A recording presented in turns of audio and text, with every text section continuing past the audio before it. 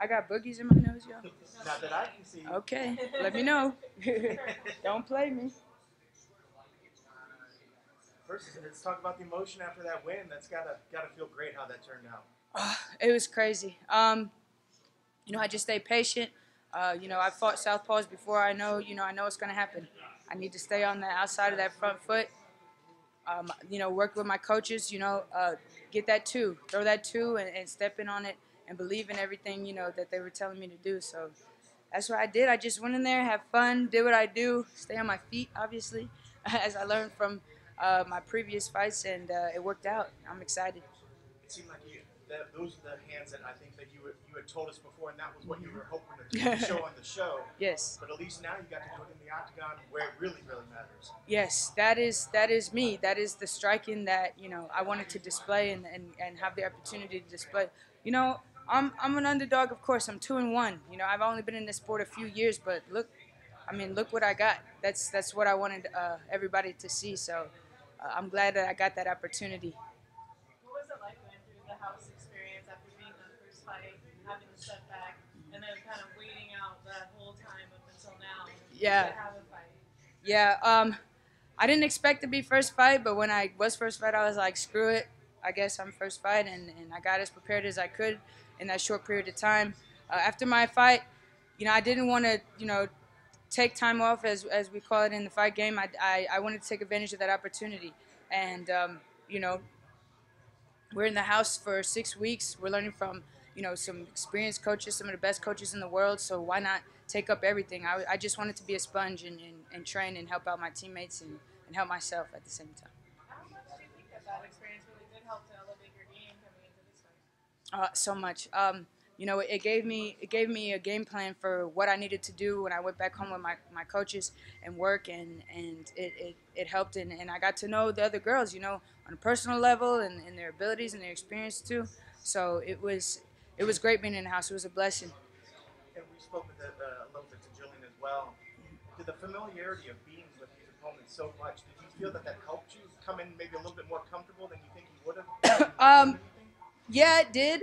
But when I got in there with Ariel, I was like, damn, she is harder than I had anticipated. We sparred a little bit, but yeah, she's tough. She's tough. So it helped out a bit. But when I got in there, I just had to adjust, and just like when you get in the cage with any opponent, you really don't know what you're going into until you're in there. You're still teaching, right? Yes.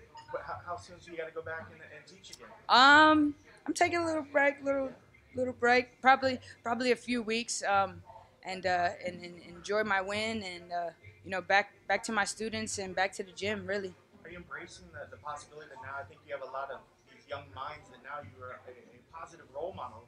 Is that something that you embrace and enjoy? Yeah. Even before I started fighting, I wanted. That's why I got involved in teaching. I wanted to be a role model to my students, and let them know, as cliche as it sounds, follow your dreams. Because it's anything is possible, anything. When you kept connecting with the head kicks, it looked almost like at one point you were kind of looking for that to be the finish, but instead it ends up being the uppercut. You saw it. Oh no. The overhand combo. So did it kind of take you by surprise that it was the uppercut with the overhand right that kind of finished her as opposed to the head kicks? Yeah, I have a teammate, or he's one of my coaches too back at home, Jose Soto. He has a nasty, we call it the Soto kick, nasty head kick, and we've been practicing that over at my gym, Phalanx, and yeah, I was looking for that kick. I don't want to go into the fight looking for one thing, because if you saw it, then her corners definitely saw it. She definitely saw it. So I didn't anticipate that was going to be the end of what I threw, but I knew that when I was throwing my right, I wanted to make sure that there was power behind it. And this second round, I didn't want it to go past the first. So when we went into the second, I was like, let's get this done. Let's go. Like you said, you're new to the game, so if you had to look at your skills and where you're at now, where do you rank yourself, and where you think you are in overall your skill levels and where you will be? Where are you now in terms of your strengths? I'm still growing.